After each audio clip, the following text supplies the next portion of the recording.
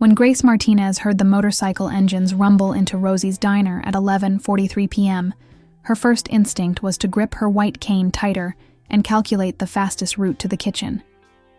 6 months of working the late shift had taught her to recognize trouble by sound alone, and the coordinated arrival of multiple Harleys didn't usually signal customers who wanted coffee and pie. Grace had been legally blind since birth, her world defined by sounds, textures, and the carefully memorized geography of familiar spaces. The diner was her sanctuary, every table, every obstacle, every safe path mapped in her mind through months of patient practice. But the aggressive energy filling the space now felt like a storm threatening to destroy the equilibrium she'd worked so hard to achieve. "Evening, sweetheart," called a rough voice from booth 7. "We're gonna need some coffee over here." Grace forced her professional smile and approached the voice, her cane tapping the familiar path between tables. But something was different tonight. Chairs had been moved, creating obstacles she hadn't expected. Her cane caught on an unfamiliar table leg, and she stumbled slightly before regaining her balance. Laughter erupted from multiple directions, cruel and sharp in the way that made Grace's chest tighten with familiar humiliation. She'd dealt with this kind of entertainment before. People who found amusement in watching someone navigate a world not designed for blindness. "Clumsy little thing, isn't she?" commented another voice, this one closer and more threatening. "What's wrong with your eyes, honey? You on drugs or just naturally stupid?" "I'm visually impaired," Grace replied quietly. Maintaining the dignity she'd learned was her only defense against cruelty. "But I can take your order if you'd like coffee or food." "Visually impaired," mocked the first voice. "That's a fancy way of saying blind and useless." Grace's hands trembled slightly as she held her order pad, but she'd survived worse humiliation than this. Working in service industry with a disability meant developing thick skin and learning to focus on customers who treated her with basic human decency while ignoring those who didn't. "What can I get for you?" she asked again, hoping to move past the mockery toward simple transaction. "What we can get," said a third voice, "is some entertainment. Hey, blind girl, bet you can't find your way to our table without that stick." "Please," Grace said, her voice steady despite the fear beginning to build in her chest. "I'm just trying to do my job. What would you like to order?" That's when rough hands grabbed her wrist, yanking her forward and sending her white cane clattering across the floor.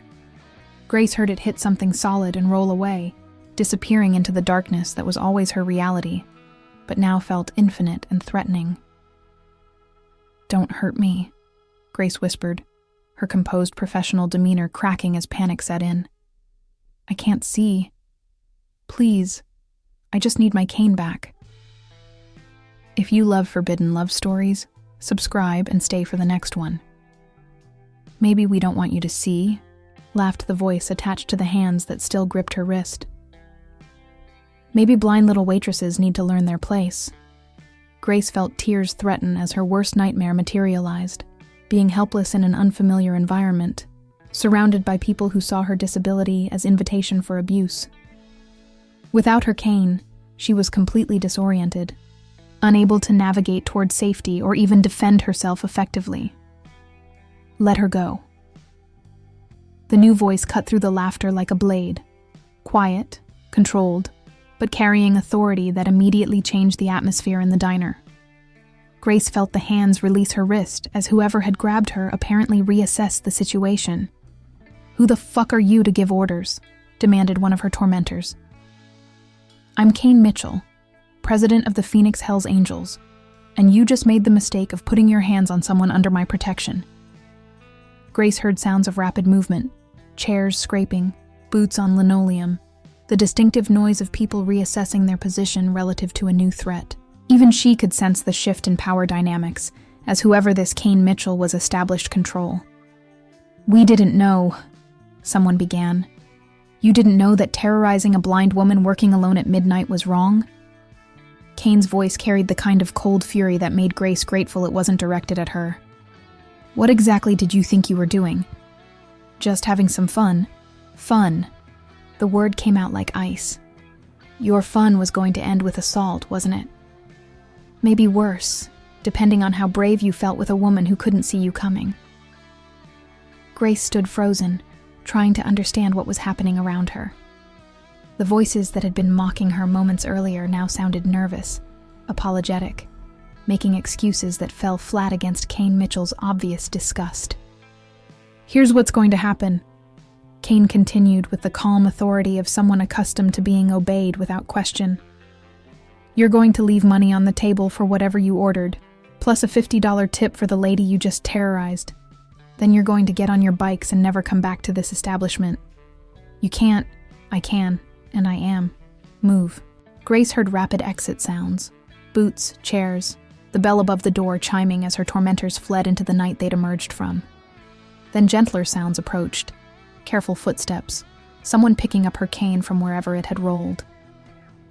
Ma'am, Kane's voice said, much closer now and infinitely gentler than the tone he'd used with the other men. I believe this belongs to you. Grace felt her white cane being placed carefully in her hands, the familiar weight and texture immediately restoring her sense of orientation and safety. Thank you, she whispered, her voice still shaky from the encounter. Are you hurt? Did they injure you when they grabbed you? I'm fine, just frightened. Grace straightened her uniform and tried to regain professional composure, despite the adrenaline still flooding her system. Thank you for intervening. Most people wouldn't have. Most people should have. What's your name? Grace Martinez. Grace, I'm Kane, and I want you to know that what just happened here was wrong. You don't deserve to be treated that way by anyone, especially not when you're working alone and vulnerable. Grace felt something shift in her chest at the genuine concern in Kane's voice. In 6 months of working at the diner, she'd grown accustomed to being either invisible or entertainment to late-night customers. Being treated with simple human dignity felt almost foreign. Is there someone you can call to pick you up? Kane asked. I don't like the idea of you walking home alone after what just happened. I usually take the bus. It stops right outside. Not tonight. Tonight, someone's going to make sure you get home safely. As Grace processed the unexpected kindness from a stranger who'd just defended her against people who saw her blindness as weakness, she realized her life was about to change in ways she couldn't predict, but was suddenly brave enough to embrace. Kane's motorcycle was unlike anything Grace had ever experienced.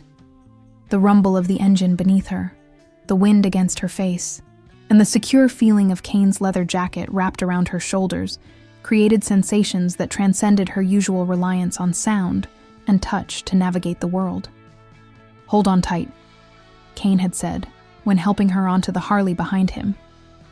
The ride to your apartment shouldn't take more than 10 minutes, but 10 minutes stretched into 20, as Kane took a longer route through Phoenix's quieter streets, seemingly in no hurry to end the ride that was giving Grace her first taste of freedom from the limitations that usually defined her mobility.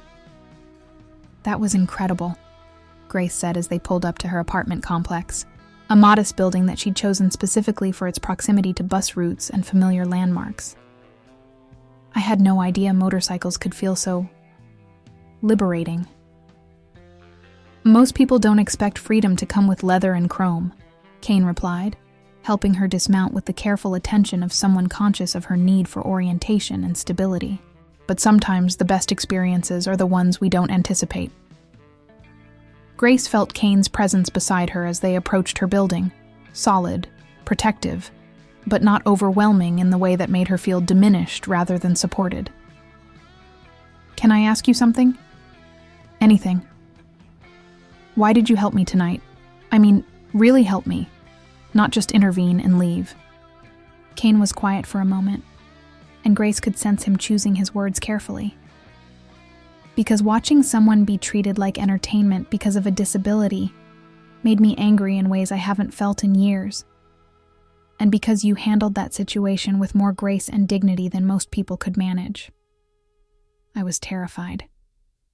Being scared doesn't make you weak. It makes your courage more impressive. Grace fumbled for her keys, a simple task made complicated by the adrenaline still affecting her fine motor control. Kane's hand covered hers gently, steadying her movements without taking over the task. "Grace," Kane said as she unlocked her door, "would you be comfortable if I checked on you tomorrow? Made sure you're okay after tonight." "You don't have to do that." "I want to. There's a difference." That night, Grace lay in her familiar bed surrounded by the carefully organized space she'd created for independent living. But her mind kept returning to Kane's voice, his unexpected gentleness, and the way he'd made her feel protected without making her feel helpless. The next evening, Kane arrived at the diner 45 minutes before Grace's shift ended, positioning himself at the counter, where he could monitor the entire restaurant while appearing to simply enjoy coffee and pie. "You came back," Grace said, recognizing his voice immediately despite the ambient noise of the dinner rush. "Told you I would check on you. How was your day?" "Better than yesterday. No one tried to use me as entertainment." "Good. Though I left word with some people that this place is under protection now. Should discourage future problems." Grace felt a flutter of something that might have been concern, or might have been gratitude. "What does that mean exactly, under protection?" "It means anyone who thinks it's fun to terrorize women working alone now has to answer to people who take that kind of behavior seriously." "And what does that mean for me? Am I supposed to feel grateful or worried about owing favors to people I don't understand?" Kane's laugh was surprised and genuine. "Most people don't question protection when it's offered. They just say thank you and feel safer. I'm not most people. I've learned to be independent despite my disability, and I don't want protection that comes with obligations I can't see or understand. The only obligation is letting me buy you dinner when your shift ends, and maybe answering honestly when I ask if you'd like to spend time with someone who's interested in getting to know you." Grace felt her carefully constructed walls of professional distance wavering in the face of Kane's straightforward interest. "You want to get to know me?" "I want to get to know the woman who faced down harassment with dignity, who works alone at night in a job that requires navigating obstacles most people never consider, who questions protection instead of just accepting it." "And the fact that I'm blind doesn't bother you?" "The fact that you're brave, intelligent, and independent impresses me. Your blindness is just another detail about someone I find interesting." When Grace's shift ended, Kane was waiting with patience that suggested genuine interest rather than obligation. He walked her to his motorcycle with the careful attention she'd noticed the night before. Protective without being patronizing. Helpful without being controlling. "Where would you like to go?" Kane asked, as they prepared for another ride through Phoenix's night streets. "Somewhere I can hear you clearly. Somewhere we can talk without the noise of engines or crowds." Kane drove them to a quiet park overlooking the city, where they sat on a bench surrounded by the sounds of night birds and distant traffic. The setting allowed Grace to focus entirely on conversation without the visual cues she couldn't access. "Tell me about your world," Kane said. "What's it like experiencing life primarily through sound and touch?"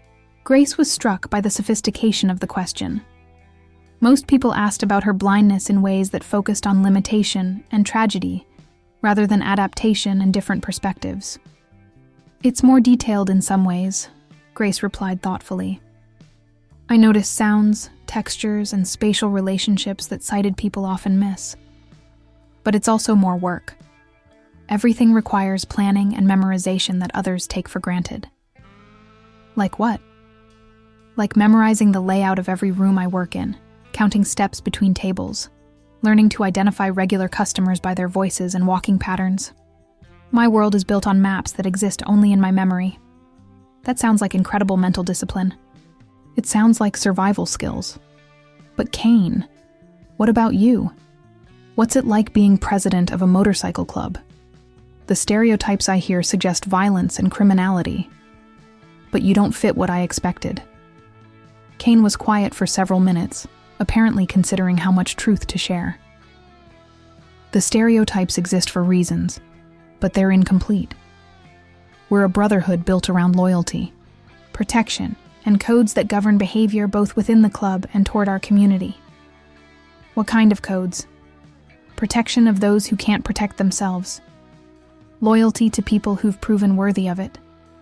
Justice when the legal system fails. And last night? Last night was all three. You couldn't protect yourself from multiple attackers. You'd proven worthy of respect through your dignity and courage, and justice required stopping people who thought your disability made you fair game. As Kane drove Grace home through streets that were becoming familiar from a perspective she'd never experienced before, she realized she was beginning to trust someone whose world operated by codes she was only beginning to understand. The question was whether she was brave enough to explore a relationship that promised both protection and complexity she'd never encountered in her carefully controlled, independent life. Over the following weeks, Kane's presence in Grace's life evolved from protective intervention to something deeper and more complicated. His nightly visits to the diner became routine. His motorcycle rides home transformed from safety precautions to the highlight of Grace's day, and their conversations revealed layers of compatibility that surprised both of them. "You don't have to escort me home every night," Grace said one evening as they sat in the park that had become their regular destination for uninterrupted conversation. "I was managing alone long before you appeared. I know you were managing. That's different from thriving," Kane replied, with the directness that characterized all their interactions. "Besides, these rides are the best part of my day." "Why?" "Because you experience everything with intensity that makes me notice things I've been taking for granted. When you describe sounds or textures, it's like discovering the world through completely different senses." Grace felt warmth spread through her chest at the recognition that her perspective offered value rather than just requiring accommodation. "Most people see my blindness as limitation. You seem to see it as a different kind of expertise. Because it is. You navigate complexities that would overwhelm most people, and you do it with grace that makes it look effortless." Their relationship deepened through shared experiences that played to Grace's strengths, rather than emphasizing her limitations. Kane introduced her to his motorcycle through hands-on exploration, letting her feel the engine components, understand the mechanical relationships, experience the machine as a marvel of engineering rather than just transportation. "This is the carburetor," Kane explained, guiding Grace's hands over the chrome-plated component.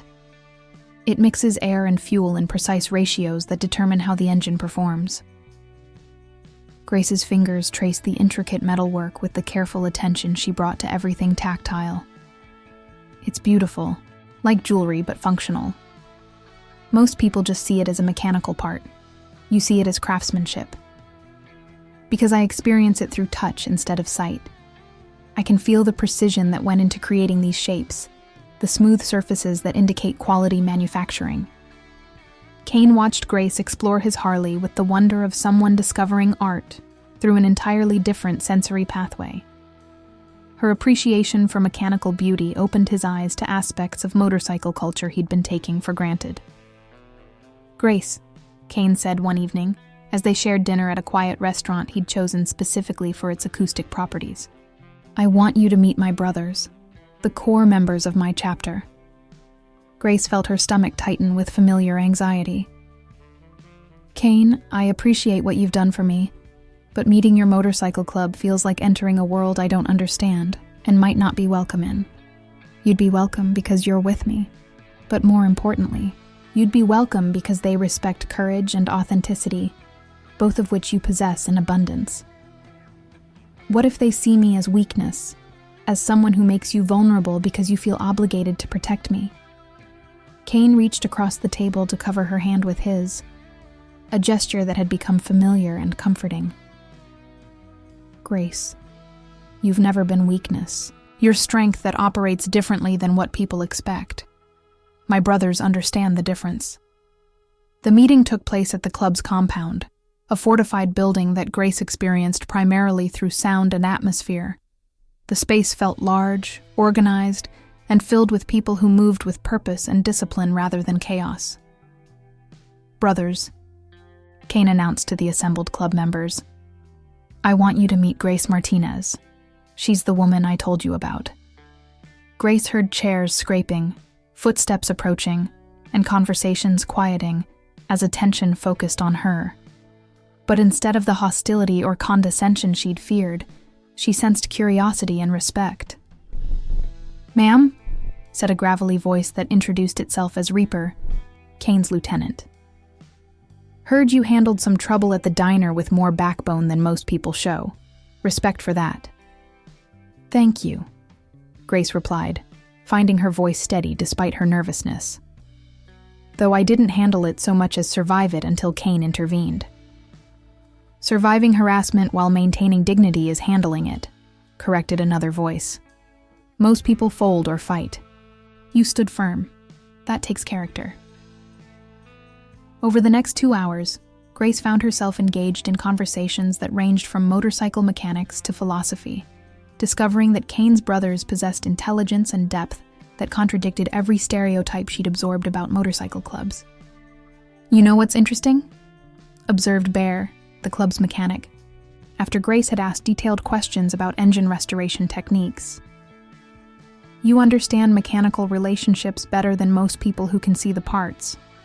You're thinking about function and connection instead of just appearance." "Because I have to understand how things work together instead of just recognizing how they look," Grace explained. "Blindness forces you to think systematically, rather than superficially." Kane watched his brothers interact with Grace, seeing them appreciate her intelligence while respecting her limitations, without making those limitations the focus of attention. She was being accepted for her character, rather than despite her disability. "Kane," Grace said during their ride home from the compound, "your brothers aren't what I expected." "What did you expect?" "Honestly, violence, intimidation, maybe some condescension about the blind woman their president felt sorry for. And instead, intelligence, respect, curiosity about perspectives different from their own. They treated me like someone worth knowing, rather than someone to be tolerated. Because that's what you are." Grace felt something shift in her chest as she processed how completely her assumptions about motorcycle culture had been challenged. "Kane, what are we doing here? This relationship between us, where is it leading?" Kane pulled over to a scenic overlook where they could talk without the noise of traffic or wind. "I don't know where it's leading, Grace, but I know I want to find out. I know that being with you makes me see everything differently. My world, my responsibilities, what matters most. And I know that being with you makes me feel like the woman I was before I learned to be invisible for safety. But Kane, your world includes dangers I can't see coming. People who might target me to get to you. That's why we figure this out together. Your safety, our future, the way we build something that honors both your independence and our connection." As they sat overlooking Phoenix's glittering lights, Grace realized she was falling in love with someone whose life included complexities she'd never imagined, but whose character had proven worthy of trust despite the risks that relationship might entail. The threat against Grace came not from Kane's enemies, but from someone much closer to home. Her own family, who discovered her relationship with the Hells Angels President and decided that intervention was necessary to save her from what they perceived as exploitation of her vulnerability. "Grace, we need to talk," announced her sister Carmen, arriving unannounced at the diner during Grace's shift with their mother and a man Grace didn't recognize. "This is Dr. Peterson, a specialist in disability advocacy who's concerned about your current situation." Grace felt her stomach clench as she recognized the tone of voice that had dominated her childhood. Family members making decisions about her life while positioning themselves as protectors rather than controllers. "I'm working," Grace replied carefully. "If you want to discuss something, you'll need to wait until my shift ends or arrange a time when we can talk privately." "This can't wait," Carmen insisted. "Grace, we know about your involvement with that motorcycle gang leader. Dr. Peterson specializes in cases where disabled individuals become targets of predators who use protection as manipulation." The words hit Grace like physical blows, not because they were true, but because they revealed how little her family understood about her relationship with Kane or her capacity to make informed decisions about her own life. Kane isn't a predator, and I'm not being manipulated, Grace said, maintaining professional composure despite the personal attack occurring in her workplace. He's someone who treats me with respect and sees value in who I am, rather than focusing on what I can't do. Grace, honey, her mother said with the patronizing sweetness that had defined most of Grace's interactions with family since childhood. You can't see the warning signs that obvious to the rest of us. Motorcycle gangs specifically target vulnerable women because disabilities make it harder to recognize manipulation. Dr. Peterson cleared his throat importantly. Miss Martinez, I've reviewed information about your relationship with this Kane Mitchell, and the pattern strongly suggests grooming behavior designed to create dependency through false protection. Grace felt ice form in her veins as she understood what was happening. Her family had researched Kane, gathered information about his background and his club, and interpreted everything through the lens of her perceived helplessness rather than her demonstrated competence. What information did you review? Grace asked, though she already suspected the answer would be stereotypes and assumptions rather than actual knowledge of Kane's character. Criminal records, association with known organized crime figures, involvement in violent incidents, Dr. Peterson replied, with the authority of someone who'd never met Kane but felt qualified to judge him based on database searches. Have any of you actually met Kane? Spoken to him? Observed how he treats me? We don't need to meet him to understand the danger he represents to someone in your situation, Carmen said with the conviction of someone who'd convinced herself that protection justified overriding autonomy. That's when Kane's voice cut through the confrontation like a blade. Maybe you should meet me before deciding what danger I represent. Grace heard surprised gasps and the scraping of chairs as her family turned to face Kane, who'd entered the diner without any of them noticing. His presence filled the space with the controlled authority that Grace had learned to associate with safety rather than threat. You must be Kane Mitchell, Dr. Peterson said, his voice carrying professional assessment disguised as polite introduction. I'm Dr. Peterson, and these are Grace's family members. We're concerned about your relationship with a vulnerable woman who may not fully understand the implications of her involvement with your organization. Vulnerable woman? Kane's voice carried the kind of controlled anger that made Grace grateful it wasn't directed at her. You're talking about Grace Martinez, who works alone at night, navigates complex environments with skill that would impress professional mobility instructors, and handles harassment with more dignity than most people could manage. Mr. Mitchell, Grace's blindness makes her susceptible to manipulation that she might not recognize.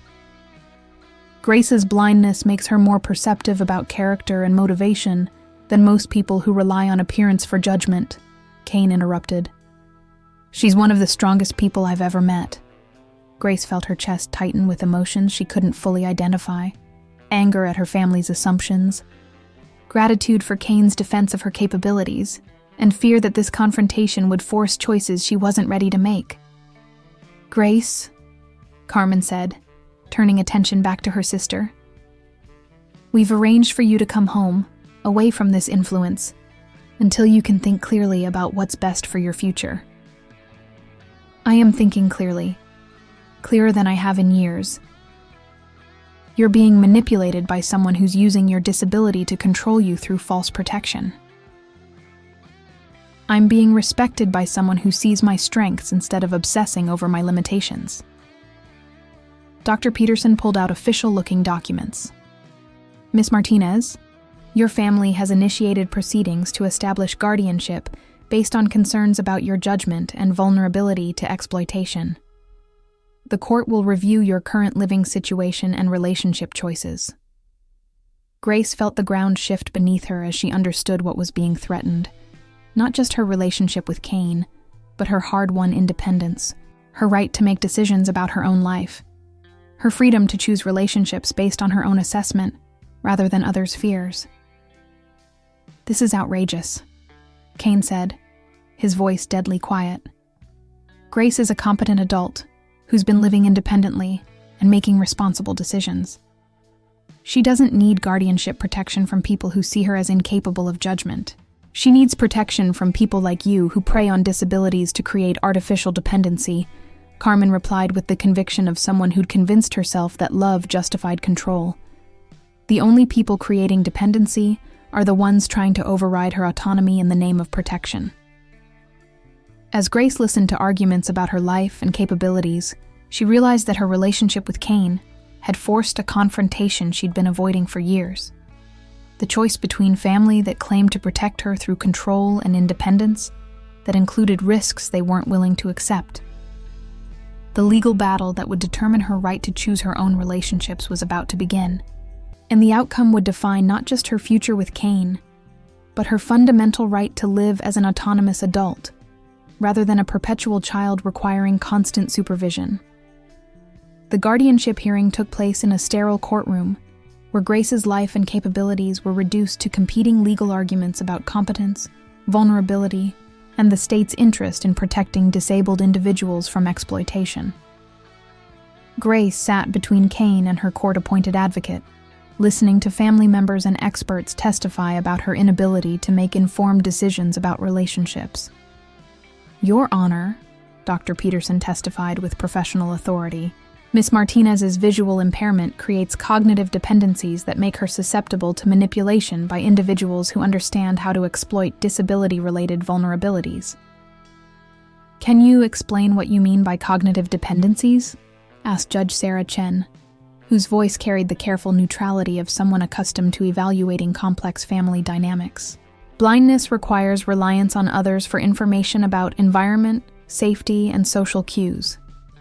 This creates emotional bonds with protective figures that can be confused with romantic attachment, especially when the protective figure provides services that increase independence."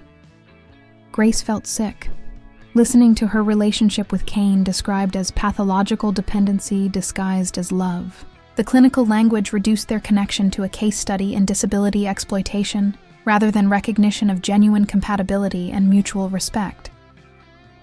"Dr. Peterson," Grace's advocate interjected, "have you personally evaluated Ms. Martinez's cognitive abilities, decision-making capacity, or specific vulnerabilities?" "My assessment is based on established research about disability-related manipulation patterns and information provided by family members who understand Ms. Martinez's history and limitations." "So you haven't actually met or evaluated my client?" Direct evaluation wasn't necessary, given the clear indicators of exploitation present in this case. Cain's jaw clenched as he listened to expert testimony that dismissed Grace's agency without bothering to assess her actual capabilities. The hearing was proceeding exactly as her family had planned, presenting Grace as inherently vulnerable, while positioning themselves as appropriate guardians who would protect her from dangerous relationships. "Miss Martinez," Judge Chen said, addressing Grace directly, "I understand you object to guardianship proceedings. Can you explain why you believe you're capable of making independent decisions about your personal relationships?" Grace stood, feeling the weight of testimony that had portrayed her as incapable of rational judgment despite years of evidence to the contrary. "Your Honor, I've been living independently for 3 years. I work full-time, manage my finances, navigate complex environments, and maintain social relationships without assistance or supervision. But your family argues that your relationship with Mr. Mitchell represents a departure from sound judgment. My relationship with Cain represents the first time someone has valued my perspective and treated me as an equal partner, rather than someone requiring protection from my own choices. Can you describe how Mr. Mitchell's treatment differs from previous relationships or family interactions?" Grace felt Cain's presence beside her, steady and supportive without being overwhelming. "Cain asks for my opinions instead of making assumptions about my limitations. He includes me in decisions instead of deciding what's best for me. He sees my blindness as one characteristic among many, rather than the defining feature that determines my capabilities." Carmen's attorney stood to object. "Your Honor, this testimony demonstrates exactly the kind of confused thinking that concerns Ms. Martinez's family. She's describing dependency as partnership and protection as respect." "With respect," Grace replied with growing confidence, "I'm describing the difference between being controlled through claimed protection and being supported in making my own choices. My family wants to protect me from risks they're afraid I can't assess. Kane helps me assess risks so I can make informed decisions.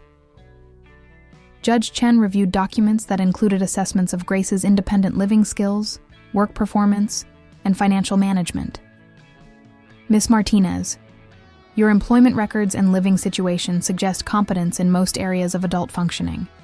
However, your family argues that romantic relationships require different judgment skills. Your Honor, Kane said, requesting permission to speak. May I address the court about my relationship with Grace and the accusations that I've manipulated or exploited her? Mr. Mitchell, you may speak. But understand that your criminal record and association with motorcycle organizations will be considered in evaluating your testimony. Kane stood with the dignity Grace had admired since their first meeting. Your Honor, I met Grace when she was being harassed by customers who saw her blindness as entertainment. I intervened because harassment is wrong, not because I saw opportunity to exploit vulnerability. And your subsequent relationship?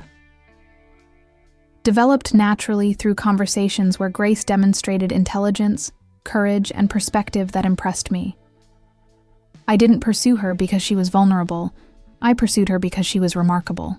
But you understand why her family might be concerned about a relationship between a disabled woman and someone with your background? I understand concern based on stereotypes about both disability and motorcycle culture. But I don't understand concern that overrides Grace's demonstrated ability to make sound decisions about her own life. The hearing's turning point came when Judge Chen called for independent assessment of Grace's cognitive and decision-making abilities. Dr. Rodriguez, a neuropsychologist with expertise in disability evaluation, had spent 2 days testing Grace's judgment, reasoning skills, and capacity for autonomous decision-making. Your Honor, Dr. Rodriguez reported, my evaluation found no evidence of cognitive impairment, compromised judgment, or vulnerability to manipulation beyond what exists for any adult entering romantic relationships.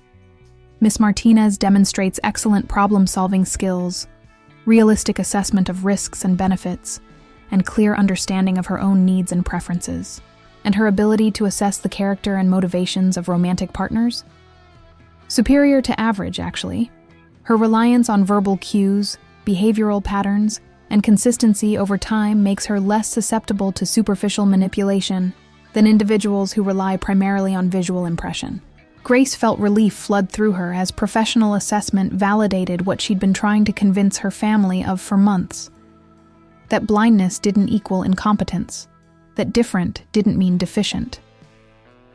Furthermore, Dr. Rodriguez continued, my interviews with Mr. Mitchell and observation of their interactions suggest a relationship characterized by mutual respect, shared interests, and healthy boundaries rather than exploitation or manipulation.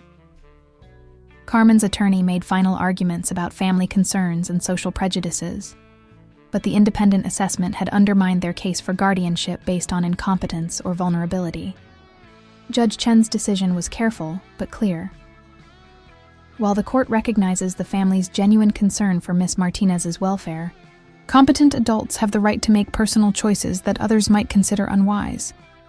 Ms. Martinez has demonstrated capacity for independent decision-making, and this court will not override her autonomy based on disability-related assumptions or social prejudices about her romantic partner's background. As Grace left the courthouse with Kane, understanding that she'd won the right to choose her own relationships, she realized the victory came with costs that would reshape her family relationships permanently. But for the first time in her life, she was free to be the woman she'd always been beneath others' protective assumptions. 6 months after the guardianship hearing, Grace stood in the kitchen of the home she now shared with Kane, preparing dinner while listening to the news report that would change public perception about disability rights and romantic autonomy. Their legal battle had become a precedent-setting case that influenced how courts evaluated competence and protection in disability-related guardianship proceedings. The Martinez decision established important guidelines for distinguishing between appropriate protection and paternalistic control, the legal correspondent reported. Courts must now demonstrate compelling evidence of actual incompetence rather than relying on assumptions about disability-related vulnerability. Kane entered the kitchen from the garage where he'd been working on motorcycle maintenance, a hobby that had become their shared interest, as Grace learned to appreciate mechanical precision through touch and sound rather than sight. "How's the carburetor restoration coming?" Grace asked, recognizing the satisfaction in Kane's voice that indicated successful problem-solving. "Perfect. Your suggestion about adjusting the float level by sound instead of visual inspection worked better than traditional methods. You're developing real mechanical intuition." Grace smiled at the recognition of skills that had emerged through their partnership, abilities she'd never had opportunity to discover when family protection had limited her exposure to unfamiliar challenges. "Kane," Grace said, as they settled into the comfortable routine of preparing meals together. "I got the job offer from the Arizona Commission on Disability Rights. They want me to head their new Department for Independence Advocacy." "That's incredible, though not surprising. You've got more experience with autonomy battles than most disability rights attorneys." The position would involve traveling, public speaking, testifying in court cases similar to ours. "It's exactly the kind of work I never imagined was possible before I learned to fight for my own choices." Kane paused in his food preparation, understanding that Grace's career opportunity represented more than just professional advancement. This job would mean entering the public spotlight in ways that could bring attention to our relationship and my background. "Does that concern you?" "It concerns me that people might use my past to undermine your professional credibility. Motorcycle club presidents don't usually enhance their partners' careers in disability advocacy." Grace moved closer to Kane, guided by the spatial awareness that had become second nature in their shared living space. "Kane, what if your background actually enhances my credibility? What if our relationship demonstrates that strength comes in many forms, that protection and autonomy aren't mutually exclusive?" "What do you mean?" "I mean you're living proof that people can be dangerous to enemies while being supportive to partners. That someone can operate outside conventional systems while respecting individual autonomy completely." Kane considered the perspective that reframed his identity from liability to asset in Grace's professional development. "You want to be public about our relationship. Let people see the Hells Angels President's blind girlfriend advocating for disability rights. I want to be public about a partnership that demonstrates what healthy relationships look like when both people value strength over control, support over protection, growth over safety." Their conversation was interrupted by a phone call from Sister Mary Catherine at St. Catherine's Orphanage, where Kane's foundation had been providing funding for accessibility improvements and independence training for disabled children. "Grace," Sister Mary Catherine said, "we have a situation here that might benefit from your expertise. A 12-year-old girl, recently blinded in an accident, whose family is struggling with how to help her adapt while maintaining independence. What kind of help do they need?" "Reality. Her parents want to homeschool her, limit her activities, essentially treat her like she's made of glass. She's angry, frustrated, and beginning to internalize the message that blindness equals helplessness." Grace felt her chest tighten with recognition of dynamics she'd experienced throughout her childhood. "What's her name?" "Sophie, and Grace. She's asking specifically to meet you. She heard about your court case and wants to understand how someone fought for the right to make their own choices." "When? Would this weekend work? Her parents are finally willing to listen to someone who's succeeded despite the limitations they're afraid will define their daughter's future." That Saturday, Grace and Kane visited St. Catherine's together, an unconventional team offering perspective about adaptation and partnership that challenged every assumption Sophie's parents had formed about blindness and protection. "Sophie," Grace said, settling beside the angry 12-year-old whose world had been transformed by sudden vision loss. "What's the worst part about how people are treating you now?" "They won't let me do anything," Sophie replied with fury that reminded Grace of her own adolescent frustration. "They act like I'm going to break or get hurt or make mistakes that will prove I can't handle normal life." "And what do you want to do that they won't let you try?" "Everything. Ride my bike, walk to school, hang out with friends without someone watching every move I make." Kane spoke up from across the room. Sophie, what if I told you that Grace rides motorcycles, lives independently, works full-time, and just got offered a job that involves traveling across the country to teach other people about independence? Really? Sophie's voice carried hope that had been absent moments earlier. Really? And what if I told you that the people who love us most are often the ones who have the hardest time believing we're capable of handling challenges? Over the next 2 hours, Grace shared strategies for rebuilding confidence, techniques for navigation and independence, and most importantly, perspective about what blindness actually meant versus what people feared it meant. The hardest part, Grace explained to Sophie's parents, isn't learning to live without sight. It's learning to live with other people's assumptions about what blindness prevents you from doing. But she could get hurt, Sophie's mother said with the protective terror that Grace recognized from her own family's reactions. She could get hurt crossing the street as a sighted person too, Kane pointed out. The question isn't how to eliminate risk, it's how to assess and manage risk intelligently. And how to make sure that protection serves growth rather than preventing it, Grace added. 6 months later, Grace received a letter from Sophie describing her return to regular school, her success in adaptive athletics, and her plan to attend college with a focus on rehabilitation counseling.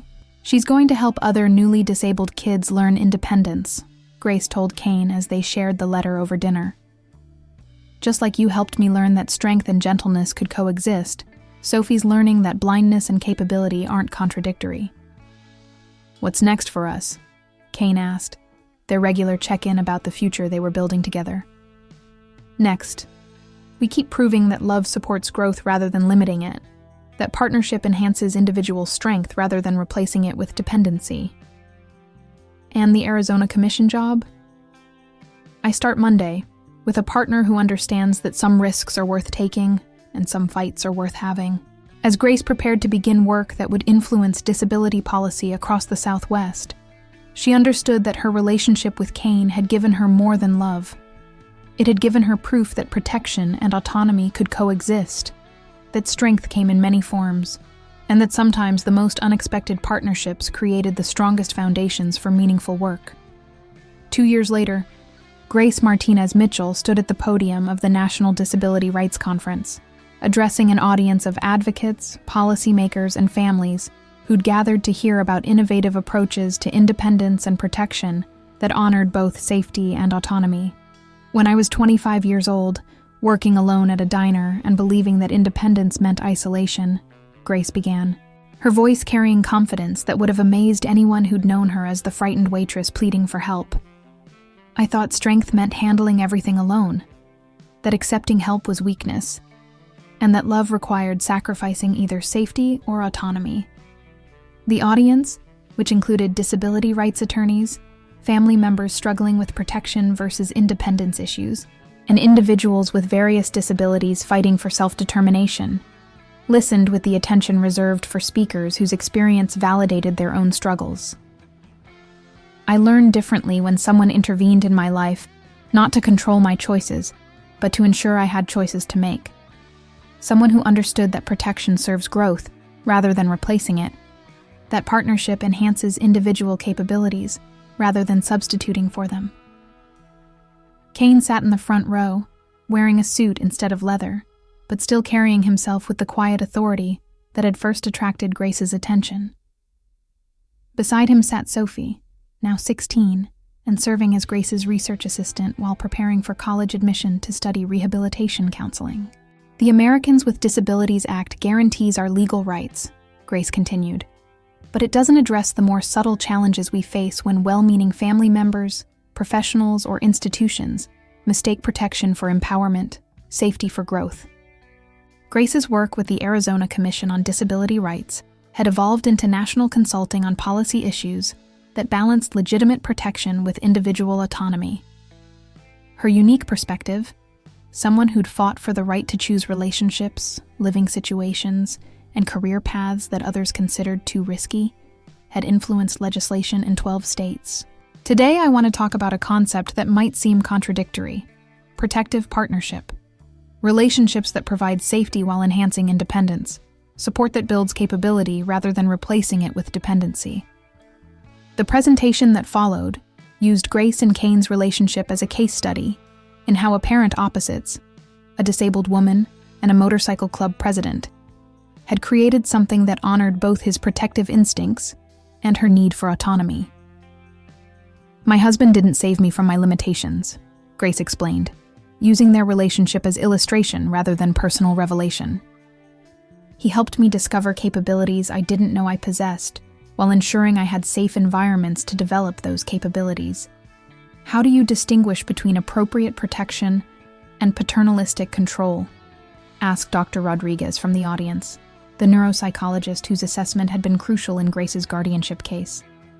Appropriate protection creates conditions for growth. Paternalistic control substitutes someone else's judgment for your own development of judgment. One expands your world while keeping you safe. The other shrinks your world in the name of keeping you safe. After the presentation, Grace found herself surrounded by conference attendees whose questions revealed how universal her experience had been. Families struggling with protection versus independence issues, disabled individuals fighting for autonomy, professionals trying to balance safety with growth. "Ms. Mitchell," asked a mother whose teenage son had been paralyzed in an accident, "how do you help families understand the difference between supporting someone and limiting them?" "By focusing on what becomes possible, rather than what becomes different. Disability changes methods, not potential. The question isn't what can't be done, but how to do what matters most effectively." And what role should romantic partners play in that process? The same role they play in any healthy relationship: supporting growth, sharing challenges, celebrating achievements, and trusting each other's judgment while providing perspective when requested.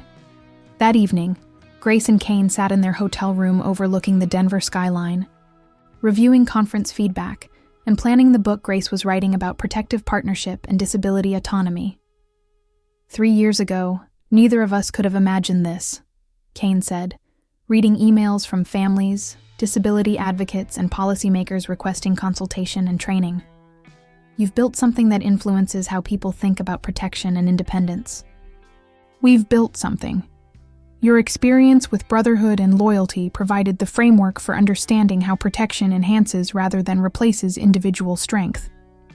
And your experience with discrimination and assumptions provided insight into when protection becomes control.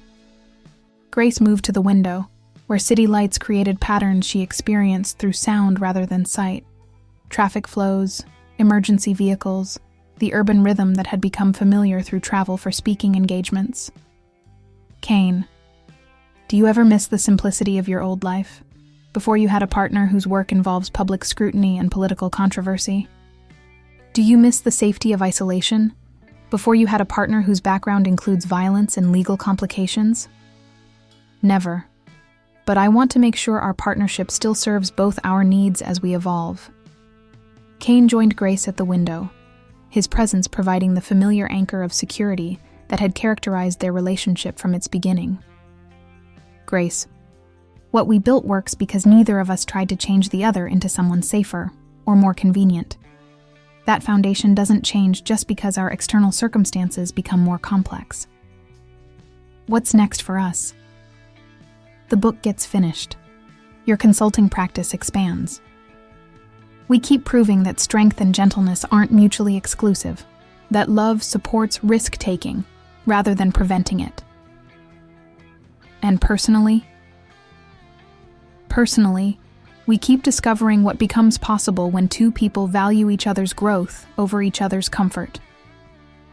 6 months later, protective partnership, building relationships that honor both safety and autonomy became required reading and rehabilitation counseling programs and family therapy training.